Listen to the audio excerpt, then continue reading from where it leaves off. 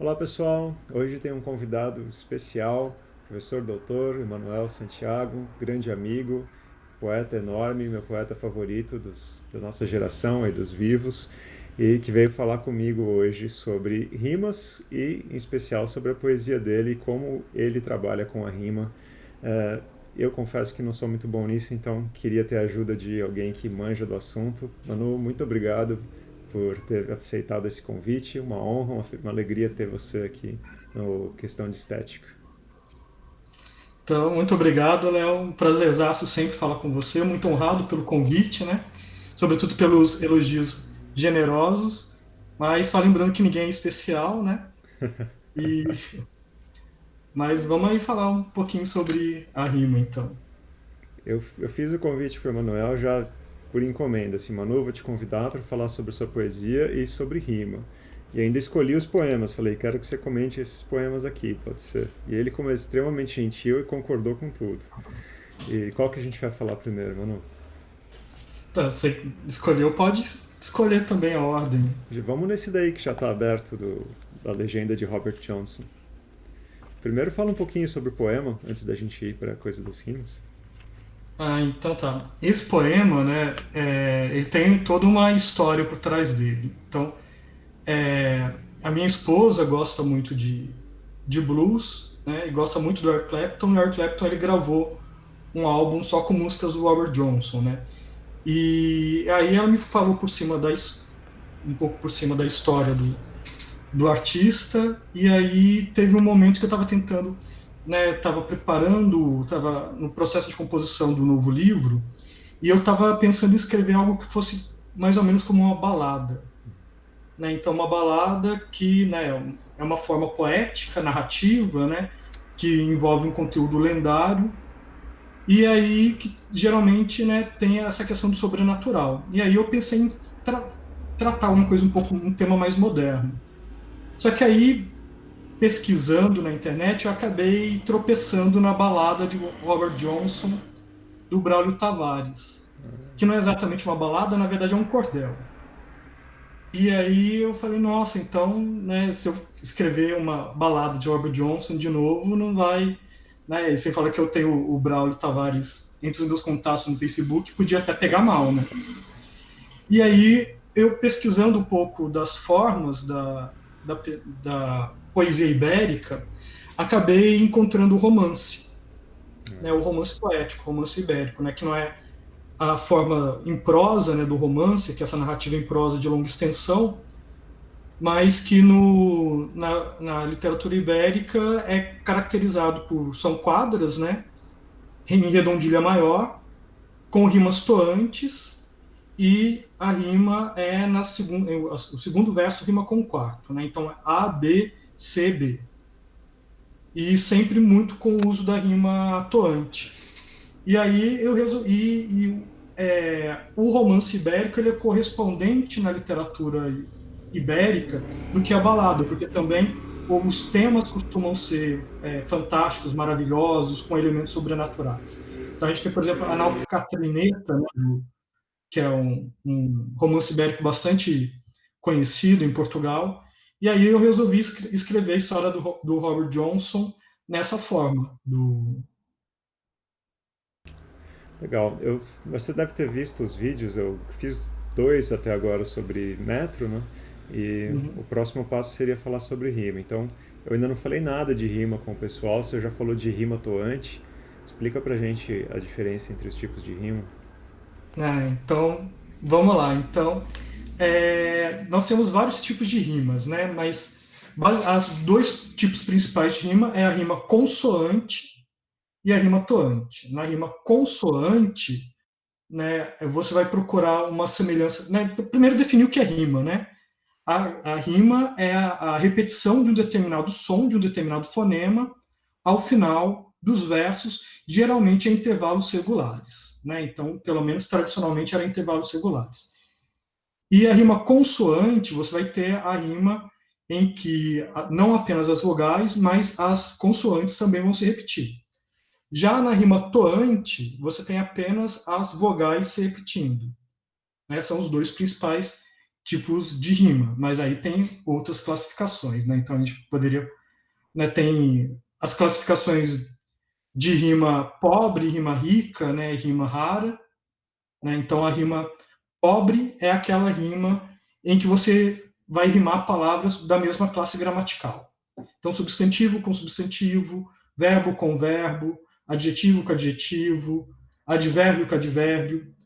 Já uma rima rica é quando você vai rimar palavras de classes gramaticais distintas, né? Então, um substantivo com um verbo, um adjetivo com um advérbio, e por aí vai. E, finalmente, as rimas raras, que elas não precisam necessariamente ser de classes gramaticais distintas, mas são aquelas rimas que são difíceis de se obter dentro do seu idioma, né? Então, nós temos essas classificações também.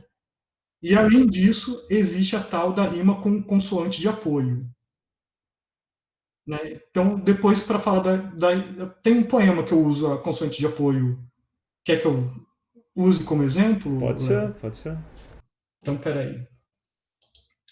Então, é o soneto da Condessa.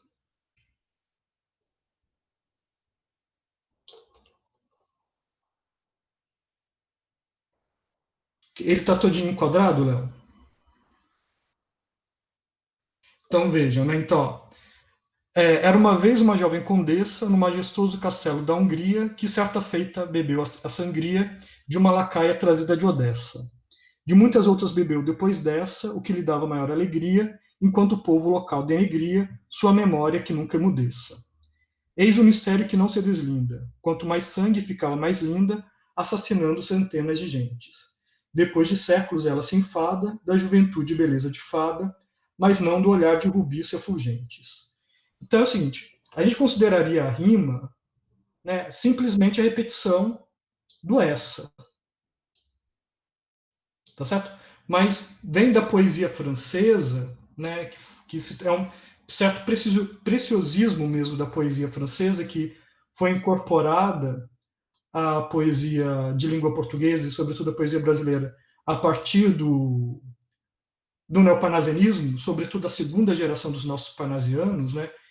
E aqui, ó, percebam que o som do D também se repete, né? Então, condessa, odessa, dessa, emudeça, né? E aqui também no Hungria, né? Então, geralmente a gente já consideraria rima só o I aqui. Né? Então, acontecia, sorria, né? Havia, mas nesse caso, o encontro consonantal aqui também se repete. Hungria, sangria, alegria, denegria, né? E isso vai se repetir nos quartetos também, né? Linda, linda, gentes, gentes aqui embaixo, fada, fada. Né? Isso é uma coisa que faz mais sentido na poesia francesa, né? No português não faz muito sentido, né? Porque o próprio francês, porque não tem, você geralmente não pronuncia a última sílaba, né? Então as palavras elas tendem a ser oxítonas, né? Então tem uma variedade sonora, fonética menor, e aí eles tentam dar um colorido, né, fazendo esse tipo de coisa. Então, alternando também cesuras, as rimas masculinas com as rimas femininas, que é outra classificação, né? A rima masculina são as rimas oxítonas, as rimas femininas são as rimas paroxítonas. Então, é uma coisa que faz sentido no francês, não faz muito sentido no português, mas é um preciosismo. Né? E eu escrevi esse soneto porque um amigo, Vladimir Saldanha, ele havia me desafiado a escrever um soneto em gaita galega, né, verso decassílabo, né, com os ictos, né, as tônicas regulares na quarta e na sétima. E aí, já que eu já estava no desafio, eu falei, como que eu posso dificultar esse desafio um pouco maior? Era muito Então, fácil o desafio do Vladimir. eu acrescentei a questão de fazer um soneto em rima galega e utilizando a consoante de apoio nas rimas. Muito bom, e acho que é legal comentar nisso também, que essa classificação de rima pobre, rima rica, rima rara, Isso tudo não faz sentido da gente se ater a isso no sentido, não, só vou fazer rima rica porque eu só quero ser rima rara, aqui é alta poesia. Hum. Vejam esse poema, né? Você pegou um negócio que é difícil, uma coisa que é elevada e tida como elevada, tida como rara, difícil, alta, e colocou isso para dialogar com o soneto, né? Colocou num castelo, colocou isso numa condessa e acontecendo coisas também não muito bacanas, mas enfim, o aspecto formal, a escolha estética não está isolada e não é gratuita, né? Você não está fazendo a coisa difícil e tida como mais elevada só para ser bacana. Você está colocando isso como uma característica importante e constituinte mesmo do sentido da obra. Exatamente. E é importante falar que essa divisão entre rima rica, rima pobre, rima rara é uma coisa, por exemplo, que não está no radar dos grandes clássicos. Então, por exemplo, se você pegar um soneto do Camões, o Camões é um cara que não está preocupado, né, com rima rara. É porque eu não sei exatamente quando que essa terminologia ela passa a ser adotada, essa preocupação vem para a poesia de língua portuguesa, mas o fato é que durante o período que a gente chama de classicismo e o barroco, não era uma preocupação dos poetas. Os poetas rimavam as palavras da mesma classe gramatical, isso nunca foi um problema. Eu, existem algumas rimas que sim, eu acho que é bom evitar um pouquinho, né? Então, porque são rimas que estão muito batidas, são muito óbvias. Então, amor com dor é uma delas, né? Que é paixão com coração, né? Que são rimas em ão, rimas em or, rimas em a, sobretudo rimar verbos infinitivos com verbos no infinitivo, amar, derramar, né? Eu acho que são monótonas e que eu particularmente tendo a evitar. Porém, né, não é uma regra absoluta, né, que se deva seguir. E eu também acho que um pouco de mudar a classe gramatical das rimas tem a ver também porque corre o risco, se você está terminando os versos com uma palavra na mesma classe gramatical, corre o risco de você estar usando uma mesma construção gramatical para os versos, o que gera uma monotonia também. Então, se todos os seus versos estão terminando em substantivo, provavelmente você está usando uma estrutura sintática muito repetitiva. Né? Então, acho que né, sem tomar isso como uma regra universal, né, como alguma coisa que você não possa quebrar, mas né, tem um pouco de sentido também. Com certeza. Eu confesso que eu não gosto muito da rima, porque na verdade eu tenho alguns tipos de rima que eu gosto e outros que eu não gosto tanto, e isso me limita. Então, por isso que eu prefiro não usar muito. Eu tive que usar no João e Maria, né, porque eram sonetos e Uhum. tal. Mas de modo geral eu prefiro não usar, porque senão eu acabo indo muito para um caminho que eu já trilhei muitas vezes e isso me desagrada. Mas eu acho que Então, você tem uma habilidade muito maior com isso e uma tolerância muito maior a usar todos os tipos de rima e consegue usar todos. Acho que se você fosse fazer um poema com amor, com dor, eu tenho certeza que você ia achar um jeito inteligente disso ser usado de forma que aumentasse o poema. Esse que é o grande desafio, né? então, e acho que então é importante a gente falar também, né, que a rima ela é um recurso poético, embora hoje em dia seja o principal índice de poeticidade, ou seja, que as pessoas imediatamente identificam aquilo como poesia, né? É bom dizer que na antiguidade não se utilizava a rima, né? Mas é curioso, porque se você pede para uma criança escrever um poema, intuitivamente, para ela, escrever um poema é falar de coisas bonitas, falar de sentimentos e de maneira rimada. Né? Tá um pouco arraigado no nosso imaginário isso.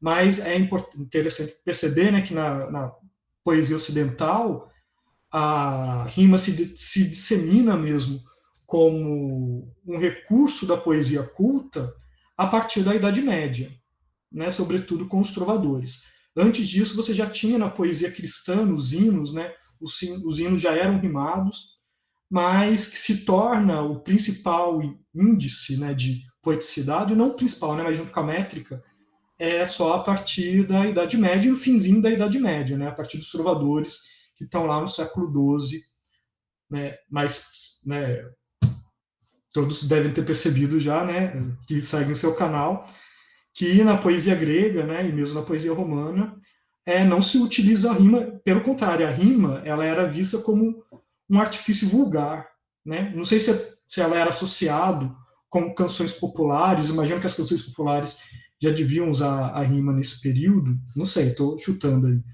Mas porque na Idade Média você tinha isso, né?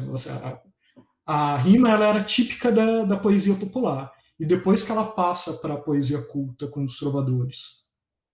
Eu não sei te dizer por que eles evitavam. Às vezes acontecia de rimar, mas eles não, acho que não identificavam aquilo como algo diferente de uma assonância, assim, e não procuravam Hum. fazer. Mas a gente tem alguns exemplos de poesia de cantos populares, né, que sobreviveram. Acho que não rimavam, que eu me lembre. Então realmente não sei te dizer. Vou até Hum. pesquisar a respeito, fiquei curioso. Então, o que o Segismundo Spina ele fala naquele Na Madrugada das Formas Poéticas, ele fala que entre os romanos era considerado de mau gosto a rima, né? Era considerado um artifício vulgar. É, mas é isso. E aí, né, falar um pouco da forma como eu entendo a rima, que é o seguinte: para mim a rima ela é um recurso, ela não é um obstáculo a ser superado. Então, quando eu sinto a necessidade de desrespeitar a rima, eu vou lá e desrespeito. Para mim, a rima ela não é um fator de limitação, ela é um fator de possibilidade. Que tipo de ganho eu posso ter com essa rima? O que, que essa rima acrescenta para o meu poema? Então, né, não leva a ferro e fogo. Tanto que um dos poemas que você selecionou, né, que é o Soneto Caixa de Música, tem uma hora que eu dou uma quebrada no esquema de rimas. Vamos dar uma olhadinha Porque, nele? hã? Vamos dar uma olhadinha nele? Então vamos lá. Então esse é um poema do meu primeiro livro, né, que é o Pavão Bizarro, que chama Soneto Caixa de Música, né, e falar um pouquinho sobre o processo de composição desse soneto, que é o seguinte: nesse soneto eu quis fazer vou ler o soneto, depois eu falo um pouco sobre isso. Ó. A bela bailarina perolada, que dança delicada na neblina, salta sobre a calçada e desatina. Num só gesto ilumina a madrugada. Nas trevas entreabertas de uma esquina, cria asas cristalinas uma fada. Alegre bailarina alienada, na luz calcificada da retina. Num flexível floreio ela flutua sobre as pedras da rua e do passeio e tira o sono alheio fica nua. Luz volátil, a lua de entremeio, desfaz em devaneios, desvirtua. A bailarina nua mostra os seios. Né? Então, o meu objetivo ao escrever esse soneto era fazer algo que fosse semelhante ao símbolo do simbolismo. Né? O que é o símbolo do simbolismo? É uma metáfora, né, que ela, né, você está falando de uma coisa e na verdade você está se referindo a outra, né? É um pouco uma coisa que retoma o poema de agudeza do barroco, mas você não deixa claro, né? Você só sugere. Então é um poema que fala de uma bailarina, mas na verdade a bailarina é a lua. Né? Então, todas as imagens em torno dessa bailarina é para falar da Lua. Então, era esse o objetivo. Mas também criar um pouco dessa sonoridade, que é essa, porque o simbolismo tem essa coisa muito da musicalidade, né? E para fazer isso, então, eu adotei um esquema de rimas internas.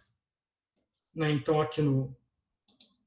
Então, as rimas né, nos quartetos em Ina e Ada. Né? Então, percebam que né, são versos decassílabos heróicos, e no decassílabo heróico, na sexta sílaba poética, né, você tem o chamado icto, né, ou um icto medial, que nesse caso a gente poderia chamar de cesura, talvez. Né? Então aqui você tem na sexta sílaba poética e na décima sílaba poética a presença das cimas. Então, bailarina, neblina, desatina, ilumina. Né? E da mesma forma, perolada, delicada, calçada, madrugada. Só que o que acontece? Quando eu vou para o primeiro verso do segundo quarteto, percebam que né, o Ada, que deveria estar aqui, não está. Por que, que não está? Porque todas as tentativas que eu fiz, todas as opções que eu fiz, ficaram muito repetitivas, ficaram muito monótonas.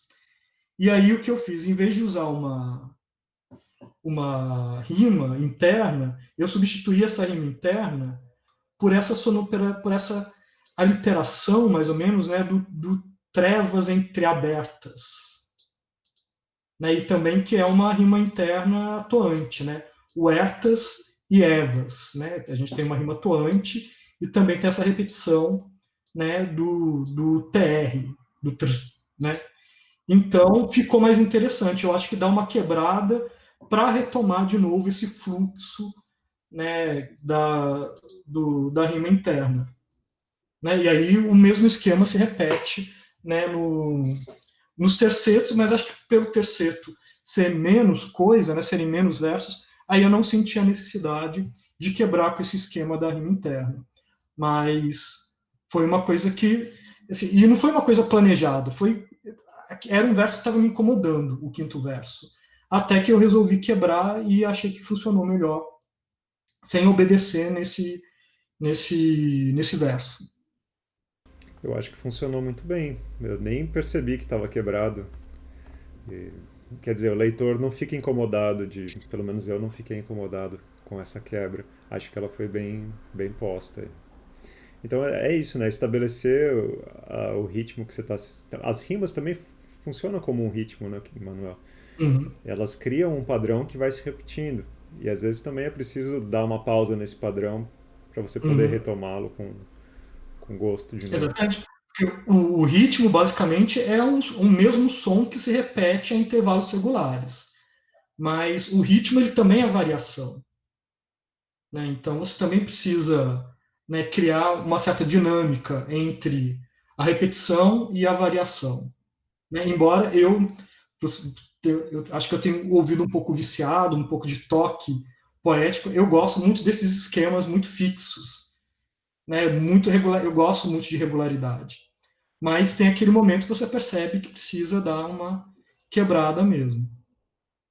Eu acho que você faz isso bem. Eu também tenho esse toque e eu não consigo muito sair disso. Mas mostra pra gente então mais um poema em que você quebra o esquema.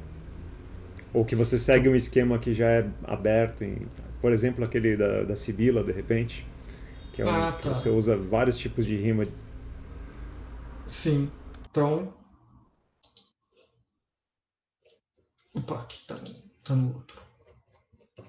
Então, isso aqui é o poema que abre a terceira sessão do meu segundo livro, A Ave Lúcifer, dedicado justamente ao Léo. Mas não é por isso que eu escolhi, é porque ele realmente é. Para Sei. esse assunto da rima, ele é maravilhoso. Peraí. Ah, aqui as ilustrações são do Felipe Stefani, mas aqui, ó. A Sibila assovia a canção do desespero, extinguisse o império ou quem sabe o mundo inteiro. A Sibila alucina e seu canto vira choro, onde achar algum fósforo e queimar um ramo de ouro. A Sibila anuncia 30 séculos de fúria. Quanta fé na loucura caberá sob sua púrpura? A Sibila assassina 4 ovelhas todas negras. Se o silêncio é a regra, o que Febo lhe segreda? A Sibila alicia os espíritos da morte. Quantas numa coorte marcharão além do vórtice? A Sibila abomina a prudente paz dos tolos. Quantos corpos ao solo quedarão sem os seus óvulos? A Sibila arrepia ao contato com os deuses. Nos mistérios de Eleusis, comerá das próprias fezes? A Sibila agoniza, mas a dor a torna cínica, pois se tanto previra nosso mundo em ruínas, não morrer é sua sina. Então, o que eu tentei, primeiro de tudo, é jogar com as vogais abertas e as fechadas, né? Desespero, império. Né? Então, isso foi uma questão que eu queria que se repetisse em cada uma das estrofes. Além disso, um tipo de rima que me agrada muito são as rimas toantes entre palavras paroxítonas e palavras proparoxítonas. Então, por exemplo, fósforo, choro, né, e ouro. Então, eu gosto muito desse tipo de rima. Então, né, púrpura com loucura, com fúria, que muitas vezes é um tipo de rima que ela, embora você perceba que ela é uma rima, ela desafia um pouco a nossa intuição do que seria uma rima. Às vezes você só percebe que aquilo rima no meio da estrofe, né, no meio do poema. Né? Às vezes seria uma palavra que você não necessariamente associaria. Eu gosto muito de utilizar esse tipo de rima, de palavras, né, rimas toantes entre proparoxítonas com paroxítonas. Acho que é isso que você falou. Talvez alguma dessas rimas a gente nem notasse que são rimas, mas como você coloca tantos tons diferentes de rimas juntos, entre palavras que têm sons semelhantes, mas não são idênticos, né? Acho que nenhuma vez ocorre uma rima consoante aí nesse poema. Não? São todas as rimas propositalmente um pouquinho destoadas, né? Como se fossem várias cordas soando próximas uma da outra e nenhuma Uhum. está afinada com a outra, mas ao tocarem todas juntas você sente que elas criam uma afinação. Né? Sim, e isso tem a ver também com a estrutura métrica do poema, porque são cada seção, né, tem uma estrutura sintática fixa, né, termina com uma pergunta e começa com a sibila e algum verbo terminado em i, em ina, né, em ia como toante, e aí você tem o verso de 6 sílabas com um icto, né, na terceira, e também um verso de 7 sílabas com icto na terceira. Então, embora você tenha a regularidade toda a terceira acentuada, a extensão do verso ela muda. Então, sexta, sétima, sexta, sétima, sexta, sétima. Então, isso também cria uma certa instabilidade que eu buscava com esse poema. Né? Então, esse poema ele brinca muito com essa questão da instabilidade, tanto com as rimas quanto com a questão métrica. É fabuloso. Mas a gente falou um pouco do Robert Johnson e saiu dele e não falou dele, né? A gente começou Pois é, falando dele e acabou indo para outro lugar e não viu as rimas dele. Então, é uma questão que eu gosto, é para mim, né, a rima, ela tem que ser, muitas vezes a rima ela tem que ser um fator de surpresa, tem que ser uma rima inesperada. Então, obviamente, num poema tão longo quanto a Legenda, né, que é um poema que tem mais de 230 versos, então, obviamente, nem todas as rimas elas são surpreendentes, mas tem aqueles momentos em que, né, a rima, né, desperta, é uma faísca, né, no poema. Então, né, o que você acabou apontando no prefácio, né, que são duas rimas de duas palavras que, a princípio, elas. Aqui, ó. E por isso quis cantar. Sua dor não era muda. Arrancá-la foi preciso, transformá-la toda em música. Né? Então, eu faço essa rima toante entre muda e música. Né? Então, mais uma vez, uma proparoxítona com uma paroxítona, mas a palavra muda remete ao silêncio. Né? Alguém que não fala. E a palavra música remete a som. Então, a aproximação entre essas duas palavras com rima gera um efeito interessante. Como eu falei, né, num poema tão longo quanto a legenda, não dava para fazer todas as rimas surpreendentes. Então, em alguns lugares, então, por exemplo, pequena com guerrena, que é uma. Né, rimar com guerrena, eu acho que é uma palavra, né, de origem hebraica, né, que está lá na Bíblia, e trazê-la para um poema, né, que é aquela parte que é em terça rima, né, que é Satanás contando a história dele para o Robert Johnson. Então, eu sempre procuro esse elemento de surpresa nas minhas rimas. E às vezes eu crio um poema só por causa da rima. E aí tem uma questão interessante que é o seguinte: eu já ouvi essa crítica como se essas rimas muito sofisticadas que eu faço, como se elas fossem um artifício ou alguma coisa não necessária no poema. Então, aquela coisa que eu acrescento no poema. Mas se você pensar que eu escrevi o poema todo para encaixar aquela rima, na verdade, no máximo é o poema que é acessório à rima, não a rima que é acessório. E aí o que acaba acontecendo é que, como todo poema ele é pensado em torno daquela rima, então desde o primeiro verso ele já aponta para a rima. Né? Então, vou dar um exemplo aqui do próprio A Ave Lúcifer.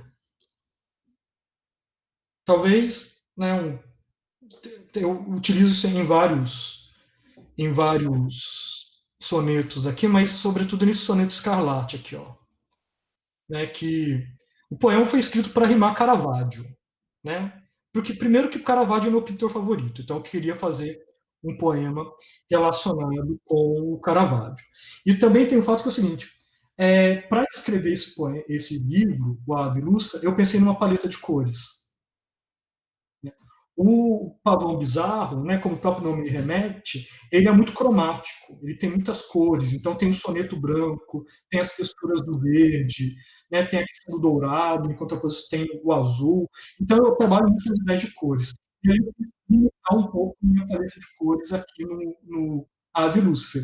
E eu trabalho basicamente com o preto, né, e nuances de cinza e muito com o vermelho do sangue.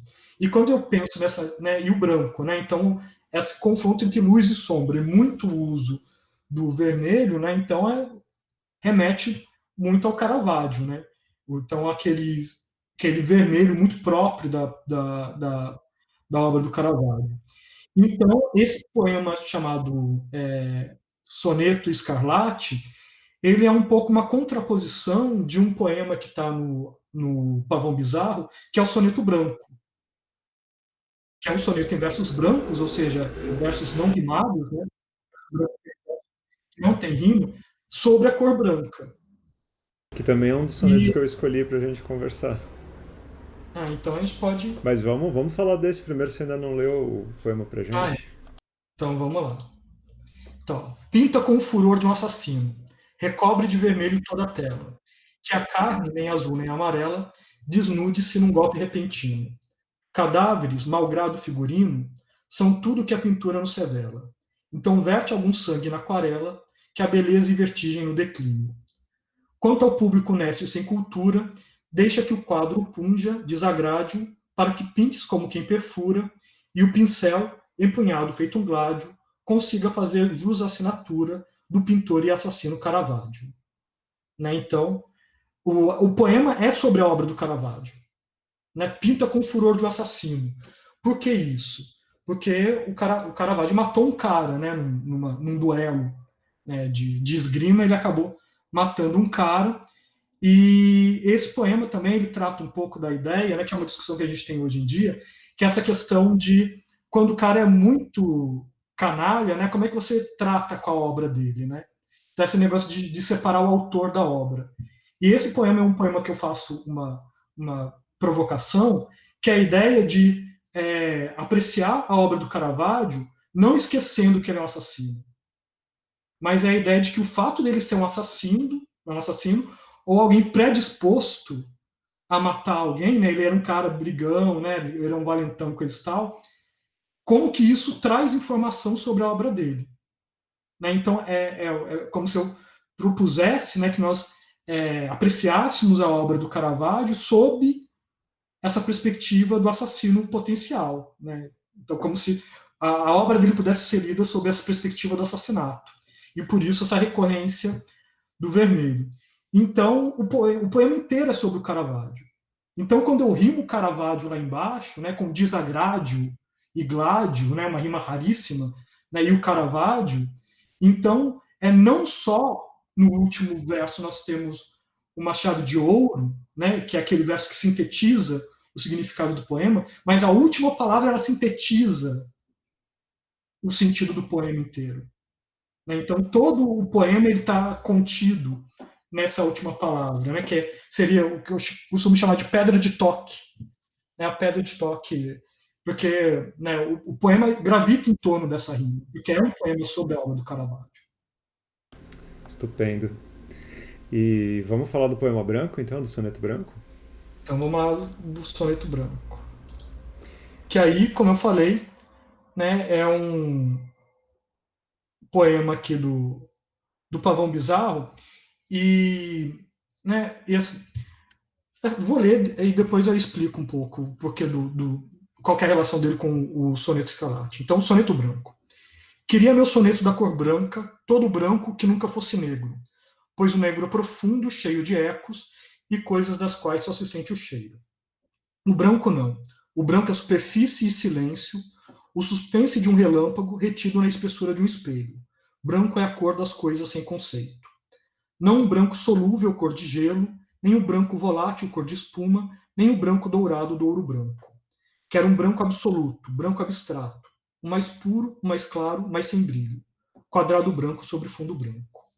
Então, né, a chave de ouro do soneto aqui também não é por acaso, né? É um famoso quadro do Malevich, né, que é o quadrado branco sobre fundo branco, que ele pinta um quadrado branco numa tela de fundo branco, e se você só percebe isso porque o branco, como é uma segunda, o quadrado, como é uma segunda camada, ele é um pouco mais esmaltado, dependendo de como você vê a incidência de luz, ele vai brilhar um pouco mais, e o branco do fundo ele é um pouco mais fosco.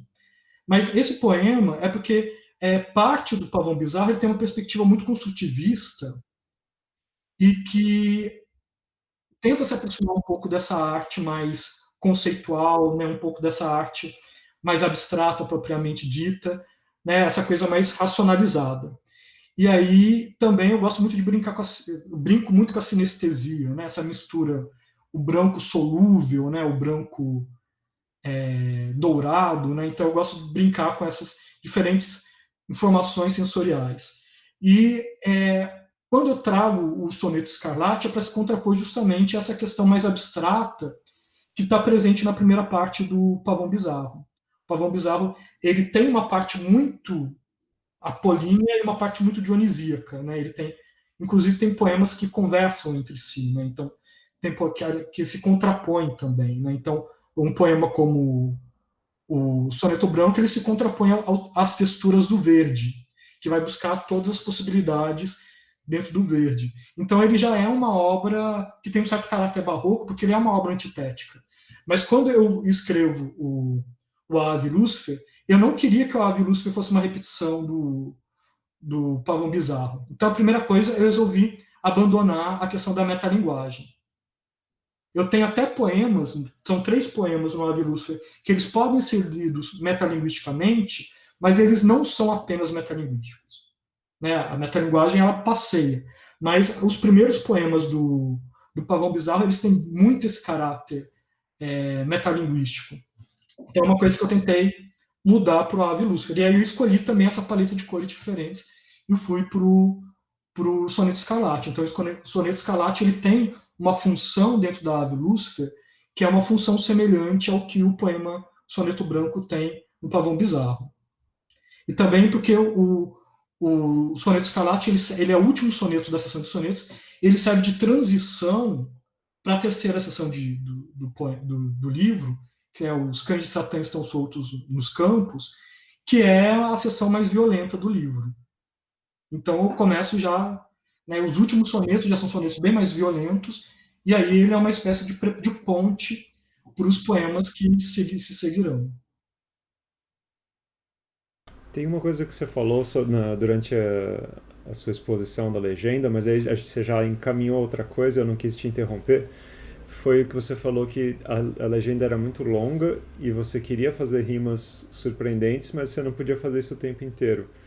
E às vezes eu sinto que na poesia, alguns efeitos a gente tem que criar, assim como o susto no filme de terror. Né? Você não pode Uhum. ficar fazendo aqueles. Como é que chama? Jump scare, né? Esqueci o nome. Jump Exatamente. scare o tempo inteiro, você cria uma coisa patética, as pessoas não vão conseguir se assustar. Você tem que ter uma preparação de tensão até chegar aquele momento em que você concentra tanta atenção que você consegue dar o susto, às vezes com pouca coisa. Né? E Então, e quando eu estava escrevendo, porque aqui no Ave Lúcifer eu tentei mesmo poemas mais longos, né? E aí eu lembro, agora eu lembro qual que é o ensaio do Hélio, porque ele fala sobre justamente os poemas longos. Ele fala que um poema longo ele é um emaranhado de partes prosaicas com partes de alta voltagem poética, porque você não consegue manter, né, a voltagem poética lá em cima o tempo todo. Então, e mesmo porque senão se torna insuportável pro. Tem um cara, agora esqueci o nome do. Aliás, nem lembro quem é, mas eu li um ensaio há um tempo atrás, era um ensaio curtinho, que o cara falava que Se você tem uma obra muito poética, né, completamente poética, é como você comer um prato de açúcar. O açúcar é bom, se você dosar. Mas se você come um prato inteiro de açúcar, ele se torna enjoativo. Né? Então, eu acho que é uma preocupação, né, que quando você faz um poema mais longo, que você tem que ter. Você não pode manter a voltagem poética intensa o tempo todo. Porque senão, ou você fica insuportável, ou então o leitor se acostuma e planifica tudo. Essa é uma tecla em que eu sempre bato quando a gente conversa, porque é uma coisa meio de manifesto, assim, sei lá, de questão que eu tomo como uma tocha para levar para a vida, que é uma coisa que me incomoda bastante na poesia contemporânea. Algumas pessoas que fazem esse tipo de poesia, e é uma coisa meio predominante, eu acho, da poesia extremamente cheia de metáforas, a linguagem hipercarregada e o tempo inteiro aquela coisa assim, tá, eu estou fazendo carregado, eu vou agora fazer mais carregado e mais e mais e mais, e aquele negócio não vai para lugar nenhum. Eu acho que virou meio que um cacuete fazer poema desse jeito, e por isso que eu sempre repito. Não, então, eu sei exatamente o que você está falando. Eu costumo falar que na nossa geração atual nós temos várias tendências, né? Uma dessas tendências é uma certa diluição do Heberto Helder. O Heberto Helder é um cara que trabalha muito essa questão hermética, de imagens poéticas muito intensas. Eu gosto muito do Heberto Helder. Mas que você tem muita gente na poesia brasileira hoje em dia fazendo um pastiche disso, requentando essa fórmula do Alberto Helder. Então é uma poesia muito hermética. Eu não tenho nada contra poesia hermética e sisuda, né? Eu, inclusive, eu tenho alguns poemas que, né, seguem um pouco nessa linha, mas eu tento dosar às vezes, né? Também eu gosto de usar expressões mais populares, às vezes usar o humor, embora muitas vezes seja humor negro e muitas pessoas nem identifiquem muito aquilo como humor, né? Porque é uma questão que alguns poemas meus eles têm que ser lidos com uma certa ironia, que se você não percebe que tem uma ironia nele, fica uma coisa até problemática mesmo, né? Fica uma coisa. Se você achar que eu estou expressando, que às vezes eu trago uns poemas muito violentos, como se eu tivesse abraçando aquilo, né? Como se aquilo eu pensasse exatamente dessa forma. Não, tem que ter um certo distanciamento crítico, né? Um certo distanciamento irônico Posso de fazer um alguma coisa. pedido? Claro. Aquele soneto das ninfas Ah, tá. sifilíticas. Tá, então tem nesse poema tem uma. Eu acho que esse poema é interessante, que foi o primeiro poema em que eu explorei um pouco essas rimas bizarras que eu gosto de fazer. Né? Eu gosto de fazer essas rimas bizarras. Mas ele tem uma gralha que me desagrada, mas foi uma gralha que foi completamente culpa minha, porque quando chegou foi bem na época da minha qualificação do doutorado, quando chegou o miolo para dar a última olhada, eu mexi de última hora e aí eu coloquei um acento no lugar errado, ainda fiz um negócio errado, porque o deus é Dioniso, e era para rimar Dionísio, e aí fiz uma lambança, mas vamos lá. Essa Porque gralha eu originalmente. percebi. Mas eu também Hã? tenho uma crase errada no João e Maria que eu quase tive um infarto quando eu percebi. Depois eu pedi pro Eduardo corrigir, aí as outras tiragens lá vieram corretas. Mas Ah, eu devia ter feito isso, não me faça pra. Mas vamos lá. Então,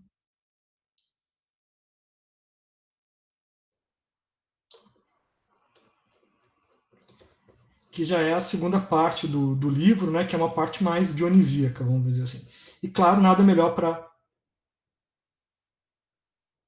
celebrar esse dionisismo todo do que os chamados soneto idílico. As ninfas que viviam aos sorrisos, dançando pelos bosques de alegria, estrangulei-as todas e o faria, mais uma vez, se assim fosse preciso. Uma a uma num sádico rodízio, de carnes ainda trêmulas e frias. E depois pratiquei necrofilia, tudo em honra e louvor a Dioniso. As ninfas sifilíticas, tais pragas, devorei-as prostrado em reverência, primeiro o curanchim, depois as nádegas. Agradecendo ao Deus a recompensa de sorver este néctar que embriaga este menstruo infestado de doenças. Né? Então, essa rima entre embriaga, pragas e nádegas, né? Quando eu fiz isso, eu falei, putz, cara, tem algo interessante aí que dá para explorar mais vezes. Então essa rima em pragas e nádegas foi, né, um insight para mim, que depois eu passei a utilizar. Né, e aí eu gosto desse poema, que é um poema que recupera um pouco esse imaginário bucólico, né, da poesia pastoril, tanto a grega, mas sobretudo o arcadismo, né, que pelo menos é o que tinha mais em mente. Né? E começa com esse clima bucólico, idílico, e aí já começa estrangulando e praticando necrofilia. Pois é, quando Né? você falou isso de ter que ter um pouco de bom humor e perceber a piada, acho que esse é um desses poemas, né? A pessoa que desavisada que lê esse poema fala o poeta é um psicopata, mas não percebe que você está Exatamente. brincando com o gênero, né? Você está brincando com o gênero É, bucólico, criando um cenário pastoril e aí aloprando toda a coisa. é assim, né? Claro, porque né, eu tenho vários, tem alguns poemas sobre necrofilia no meu, eu trato a necrofilia como um tema mesmo recorrente na tradição literária desde o romantismo, né? E, e por isso que precisa entender que isso é uma piada, né? Mas tem muitas pessoas que não entendem a piada. E aí quando elas não têm essa percepção, porque nem todo mundo tem esse humor um tanto peculiar, né? Que é quando os meus alunos falam, Manuel, seu humor é diferente, né? Já falaram, seu humor é peculiar. Porque eu acho graça nesse tipo de coisa, né? É o tipo de piada que eu costumo fazer. Sim, eu reli hoje e fiquei aqui maravilhado, rindo. Mas foi um dos poemas que me alertou para essa possibilidade de como fazer essas rimas que eu chamo de rimas bizarras mesmo, né? Que fogem completamente do que se espera. E muitas vezes, e essas rimas bizarras, inclusive, elas podem ser raras, né? Então, por exemplo, no Soneto Caripígio do Cláudio de Lúcifer. Lúcifer, né? Eu faço uma rima com glúteos, né? Que é repercúteos com glúteos, que é uma rima rara, mas ela é esquisita, né? No mínimo é inusitada, bizarra. E porque às vezes é interessante também essa brincadeira que eu gosto de fazer muito do estilo elevado com o estilo baixo.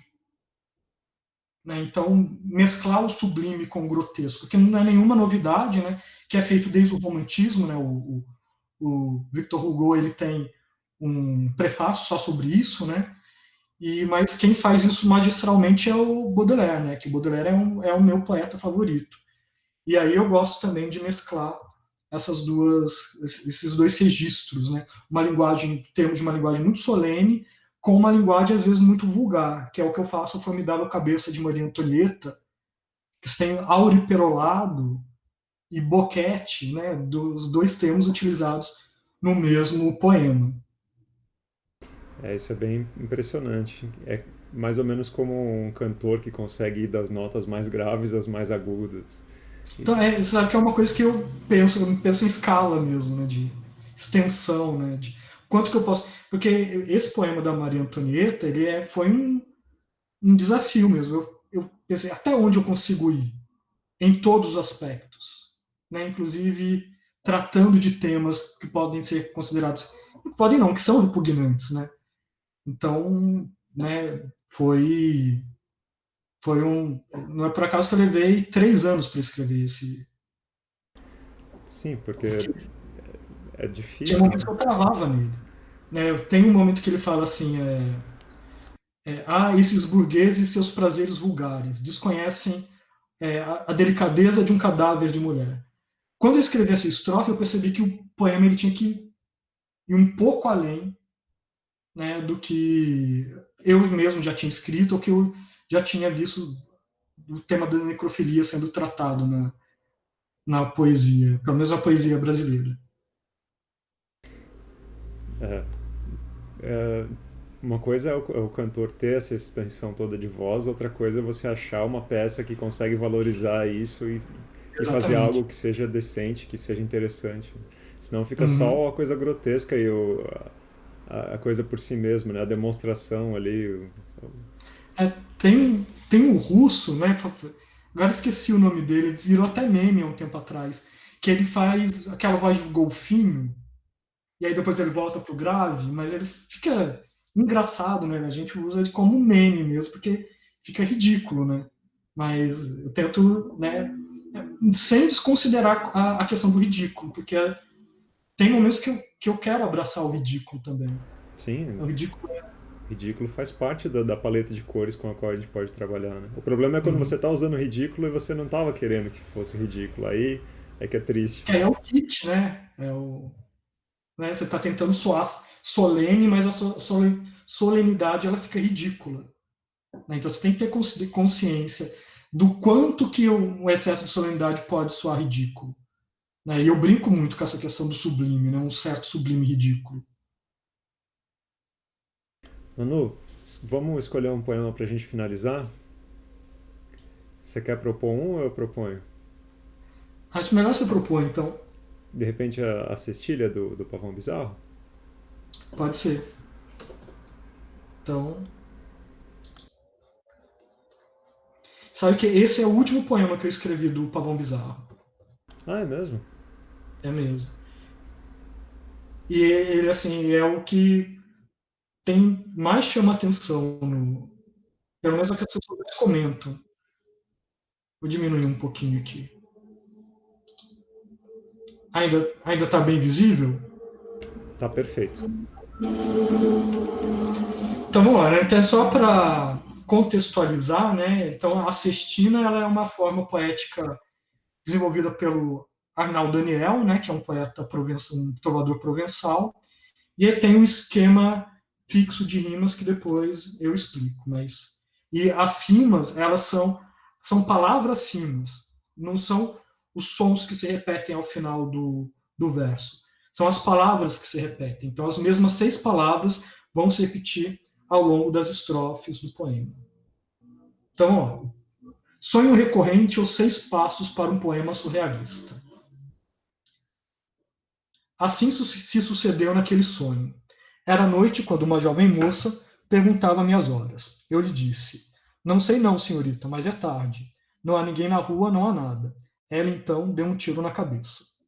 Era noite de novo. Na cabeça, a sensação de estar vivendo um sonho, como se caminhasse sobre o nada. Chegou-se a mim aquela jovem moça. Morri e ressuscitei. É muito tarde. Mate-me agora mesmo, ela me disse. Era de noite quando alguém me disse: Veja só, estourei minha cabeça e não posso emendá-la, pois é tarde. E tudo se passava como num sonho. Diante de mim, aquela jovem moça estava morta, não dizia nada. De noite outra vez, não se via nada. No escuro soou uma voz que disse: Não se esqueça daquela jovem moça que levou um balaço na cabeça. Lembrei-me vagamente de algum sonho, mas não pude retê-lo. Era tarde. De noite, muito escuro, muito tarde. Já não me lembro mais de quase nada e vejo as coisas turvas feito um sonho. Só sei que certa vez alguém me disse: Cuidado, não atire na cabeça. No chão jaz o cadáver de uma moça. Percebo-me, sou uma jovem moça andando por aí. Tarde, bem tarde. Estou morta e não tenho mais cabeça. Nas mãos trago um revólver e mais nada. Não há ninguém na rua, alguém me disse. Não sei se sou real, nem sei se sonho. É sempre o mesmo sonho, a mesma moça, algo que alguém me disse muito tarde, um tiro e só, mais nada na cabeça. Então, né, essa é uma cestina. E o curioso é que eu não dei o título de cestina para ela. A princípio, eu não queria que ela fosse identificada como uma cestina. Tanto que eu brinco com a ideia de que é um poema surrealista. Né? Então, essa tentativa de aproximar a poesia vanguardista, né, essa poesia mais moderna, com uma forma que, na verdade, ela remete à poesia medieval, à poesia provençal. Né? E aí tem essa questão desse sonho que se repete, mas que cada vez que ele se repete, ele vai adquirindo novos elementos, né? Ele vai tendo algumas variações. E eu acho que isso combina muito com a forma, né? Porque os elementos são os mesmos, né? As palavras rimas, elas são as mesmas, mas com a combinação delas, o significado de cada estrofe muda. né? Então eu tentei fazer isso, essa ideia de um sonho que ele vai se recompondo, se reconstruindo com os mesmos signos, né? Com essas mesmas cimas que vão se repetindo de tempos em tempos. Então, só para falar um pouco sobre a estrutura da sextina, então é o seguinte: é, a segunda estrofe ela começa com a rima dela é a rima do último verso da estrofe seguinte. E já o segundo verso é o primeiro da seguinte, não, da anterior, né? Da anterior.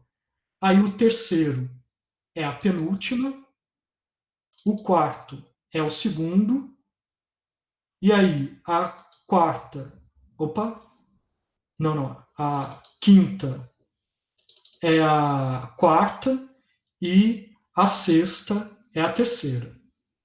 Então, fica, né, na verdade, vai indo de cima para baixo e fechando, né, em direção ao centro. E aí você vai repetir o mesmo esquema de retomada das palavras até a sexta estrofe. Se você fosse fazer uma sétima estrofe, as palavras elas iam acima, elas iam reaparecer exatamente na mesma sequência da primeira estrofe. Só que para isso não acontecer, a gente tem esse fecho dele em que essas cimas elas vão aparecer na mesma sequência da primeira estrofe. Então, sonho, moça, disse, tarde, nada, cabeça. Então, ela é uma forma complexa, né? Algumas pessoas dizem que ela é a forma mais difícil, né, da poesia ocidental. Se você pegar separado, é claro que fazer uma coroa de sonetos é muito mais complexo do que fazer uma sextina. Mas como forma isolada, né, dizem que ela é uma das formas mais difíceis. E eu tenho essa tradição de a cada livro meu escrever uma sextina, né? Então, e aí foi interessante porque e aí a partir desse momento vários amigos meus começaram a escrever sextinas. Né? O próprio Léo ele escreveu uma sextina que ele leu lá no primeiro congresso de poesia lá da Federal do Rio Grande do Sul, mas o Vladimir ele escreveu já algumas sextinas, o João Filho escreveu algumas sextinas, sempre mas isso depois da leitura da minha. Então eu fico muito feliz de ter aberto, né, esse filão aí das sextinas, que na verdade o Paulo Henriques Brito já tem uma sextina naquele Trovar Claro dele, né? Aquele, agora me escapou o nome dele, é Sérgio Pi? Não é Sérgio, Pi, que é PY. Ele também tem Não uma tenho cestina, certeza. então eu não sou o redescobridor da cestina. Né? Depois que o Augusto de Campos cantou a bola, um monte de gente se propôs a fazer, mas né, eu tenho essa satisfação de ter inspirado alguns amigos muito talentosos a fazerem cestinas também. Sim, é bem difícil. A sua é a melhor que eu conheço, é Ah, estupenda. obrigado. Eu gosto de como. Exatamente isso que você falou. Você pegou a forma e não simplesmente diz, vou fazer uma cestina, mas qual é o conteúdo que ia ficar melhor nessa forma? O que eu posso aproveitar dessa forma para fazer algo que vai ficar estupendo? E a ideia do sonho, né, da coisa que se repete, meio que se embaralhando, é genial. E também o jeito como, não só isso que você faz, tem todos um monte de artifícios, né? Essa, acho que é a quinta estrofe, a quarta estrofe, em que você coloca frases curtas ali no início, é noite, você pode subir um pouquinho ou não? Então, aqui, ó. De noite, muito escuro, muito tarde. Isso tem um efeito de, a gente sente, cara, você tá cansado, olha isso, de noite, muito escuro, muito tarde, frases tão curtas, né?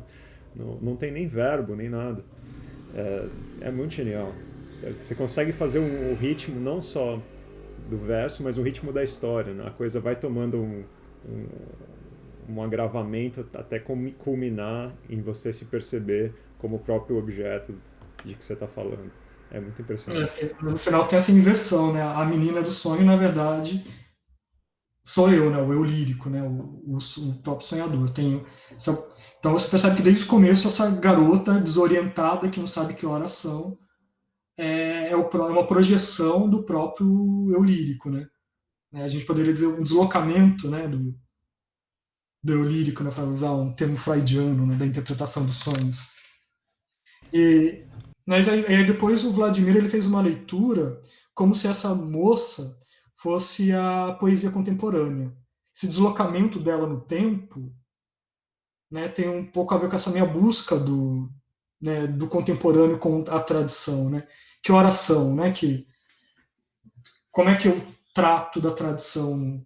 Achei essa, não tinha passado pela minha cabeça essa leitura alegórica que ele faz, mas depois eu falei, nossa, faz bastante sentido, porque de certa forma foi o livro que sugeriu essa leitura para o Vladimir, né? Ele achou que fazia muito sentido dentro do livro esse tipo de leitura.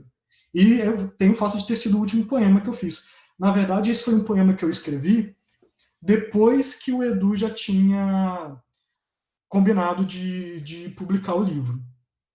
Ele já tinha aceitado, e aí eu acrescentei ao arquivo que eu tinha enviado para ele, eu acrescentei esse poema. Então ele foi mesmo o poema que fechou o livro e também o que mais me trouxe alegrias, porque é o poema mais lembrado do livro, que é um livro mais irregular do que o segundo, né? Mas tem alguns poemas que eu considero bons, né? Bons para o que eu sou capaz de produzir hoje. Ainda me orgulho de muitas coisas que eu escrevi no Pavão Bizarro. Eu reli os dois livros hoje em preparação e gostei muito de vários poemas do Pavão Bizarro que numa primeira leitura não tinham me agradado, nem me parecido nada demais, assim, além... São todos muito bons, mas alguns que eu te falei do... é, como é que é? Um brinco? Um colar de pérolas? Corolário de Pérolas. Corolário de pérolas. Foi um que, nessa releitura, eu falei, caramba, olha só onde caem os acentos dessas palavras, do Não, mas verso. você sabe que esse poema tem uma coisa interessante, que ele me surgiu como é uma coisa que nunca tinha acontecido, mas que o Valéry ele descreve isso num dos ensaios dele no Variedades, que ele estava com uma sonoridade, uma melodia na cabeça. E eu estava com uma melodia na cabeça e eu encaixei esse poema.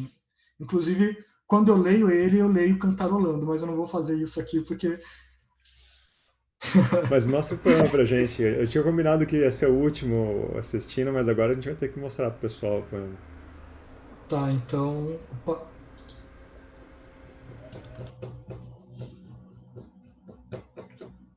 Que já é o bis do Manu, antes de... já é o bis, né? Então, peraí. Aqui. Né, ele brinca com essa questão da procura a pérola polida, procura a pérola polida do poema, procura a pérola polida do poema pronto, a pérola polida do poema pronto, a pérola polida do poema pronto, a pérola polida, opa, né, já agora já foi, a pérola, procuro. Então foi uma eu tinha uma cadência na cabeça e aí eu fui construindo o poema a partir disso. Eu não sei se eu faço agora, cantarolo um pouco. Fica à Ah, vamos vontade, lá. tô curioso. Procuro, procura a pérola, procura a pérola polida, procura a pérola polida do poema, procura a pérola polida do poema pronto, a pérola polida do poema pronto, a pérola polida do poema, a pérola polida, a pérola, procura a pérola, procuro. Tem alguma coisa assim. Mas eu tinha um pouco essa cadência na cabeça e eu fui construindo o poema. Nunca mais me aconteceu de novo, Olha só.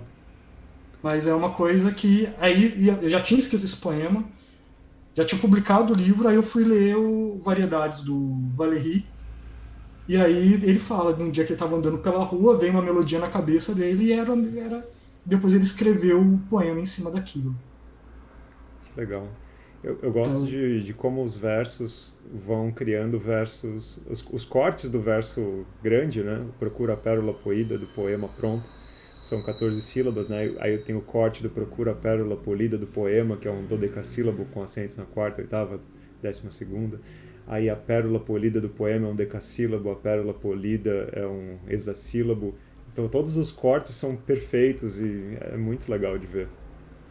e assim, e não foi pensado, foi porque eu tava com esse ritmo na cabeça.